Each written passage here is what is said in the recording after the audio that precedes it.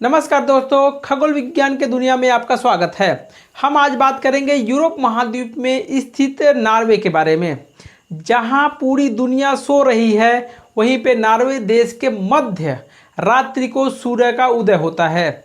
आपके मन में यह क्वेश्चन जरूर आता होगा कि जब सूरज का प्रकाश पूरे पृथ्वी पर एक ही समान लगता है, तो नॉर्वे देश में मध्य रात्रि को सूरज क्यों दिखाई देता है और अदर देश में सूरज डूबा हुआ या फिर रात क्यों दिखाई देता है।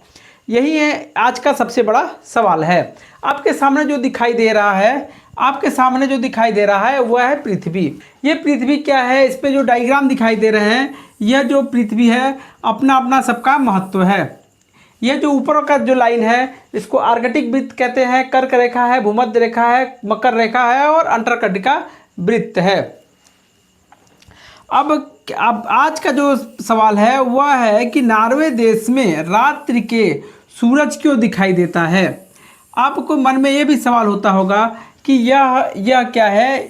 यह सूरज है। सूरज क्या करता है कि यह कभी कर्क रेखा, फिर भूमध्य रेखा, फिर मकर रेखा, 365 दिन में यह भूमध्य रेखा, कर्क रेखा और मकर रेखा के आसपास ही घूमता रहता है। अब समस्या यह आया कि जब कर्क रेखा, भूमध्य रेखा और मकर रेखा के आसपास घूमता आया है, तो जो नॉर्वे देश है वह उत्तर दिशा में स्थित है। नॉर्वे देश कहाँ है?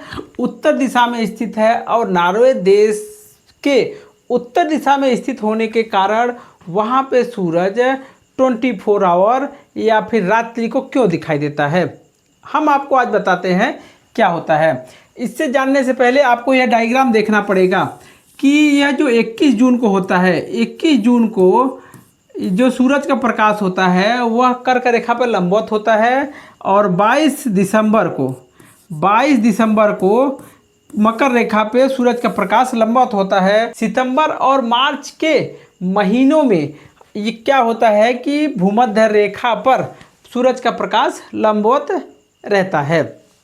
ठीक, ये हमें लगता है कि यह जानकारी आप सभी लोगों को पता होगा। लेकिन के आज जो हमारा जो क्वेश्चन है वह नॉर्वे देश के ऊपर है। तो यह देखना जरूरी है कि नॉर्वे देश के ऊपर यह कैसे है।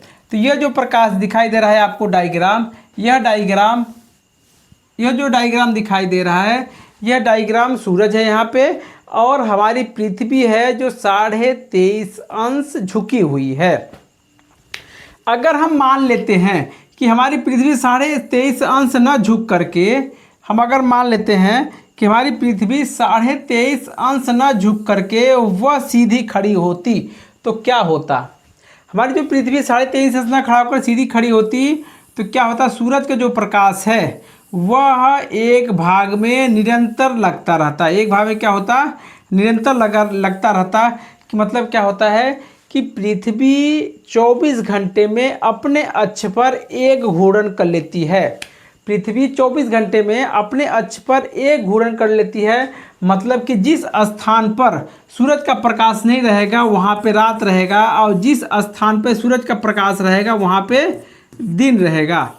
ठीक, मतलब इसका सीधे सीधा है कि कोई ऐसा देश आपको नहीं मिलेगा या फिर कोई एक पृथ्वी का कोई एक स्थान नहीं मिलेगा जहाँ पर निरंतर सूरज का प्रकाश 24 घंटे रहें।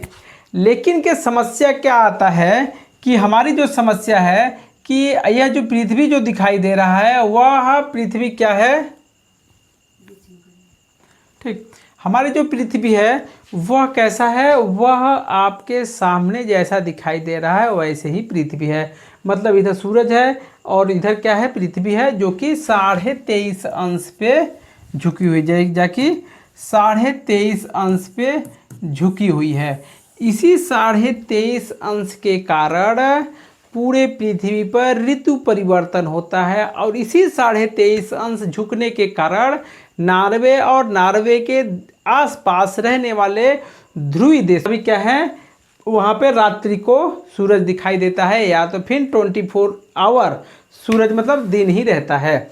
आपके सामने जो ये डायग्राम दिखाई दे रहा है, यह जो सूरज का प्रकाश लग रहा है वह ये मकर रेखा पर लग रहा है। यह जो सूरज का प्रकाश लग रहा है वह भूमध्य रेखा पर लग रहा है। यह जो सूरज का प्रकाश लग रहा है वह कर्क रेखा पर लग रहा है, यह जो सूरज का प्रकाश लग रहा है यह उत्तरी ध्रुव पर ही डायरेक्ट लग रहा है। अब यह जो सूरज का प्रकाश लग रहा है यह आर्कटिक वृत्त पर लग रहा है। मतलब कि आपको सीधा सीधा देखने में एकदम स्पष्ट लग रहा है यह जो सूरज का प्रकाश लग रहा है यह उत्तरी ध्रुव पर ही लगेगा। अब हमारे जो पृथ्वी है वह 24 घंटों में एक चक्कर लगाती है। हमारी जो पृथ्वी है 24 घंटों में एक चक्कर लगाती है। अब समस्या यह आया कि जब ध्रुव पर सूरज का जब प्रकाश पड़ता है तो आसपास रहने वाले जितने भी देश हैं, जितने भी स्थान हैं, सभी क्या हैं, परमानेंट, मतलब परमानेंट का 24 घंटे तक क्या रहेगा, 24 घंटे तक दिन रहेगा। 24 घंटे तक क्या रहेगा, दिन रहेगा।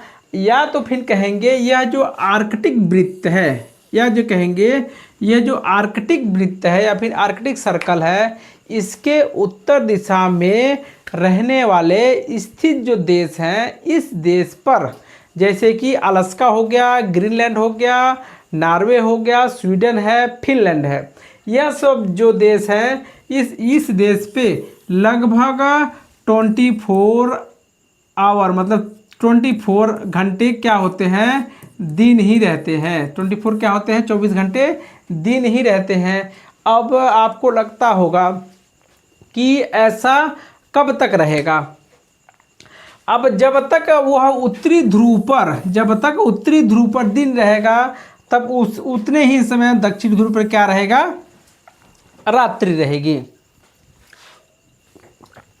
जब तक उत्तरी ध्रुव पर दिन रहेगा तब तक दक्षिणी ध्रुव पर क्या रहेगा, रात्रि रहेगी।